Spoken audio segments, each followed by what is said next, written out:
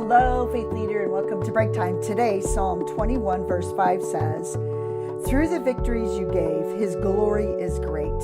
You have bestowed on him splendor and majesty." Now, whether David's talking about David or whether David's, talking about this prophetic passage about Jesus, I like to look at Jesus as being my splendor, as being my majesty, as being the all-glorious one. Once again, it's that relationship that you and I have with a glorious King. That's why worship is so significant. That's why David was able to worship, because he had this picture in his mind. He understood, he knew, not a knowing, he knew that God was that he was this glorious splendor. Have you ever had one of those moments where you just peek into splendor and it's something, it takes your breath away because it's so glorious? Wouldn't it be awesome if everyday living, I like talking about everyday living because walking with God is so practical, because it's our answers for most of our toughest questions in our life is so practical. And so what does the Lord's splendor have to do with living our practical walk every single day? Well, I think in my view, and the way I'm seeing it and viewing it now, a lot of times I think we now, I'm going to be careful when I say this because I'm talking to myself as well. We're looking to elevate ourselves. Sometimes that happens in life, and the more it seems like we try to elevate ourselves, the more depleted life becomes, because we realize how shallow it is to draw attention to ourselves or try to figure out life through ourselves, or trying to, oh man, if I could just get the next position in my job, or if I could just, whatever it looks like, if I could have a beautiful splendor, spectacular home, whatever that next thing is that you think is going to bring you happiness, me happiness.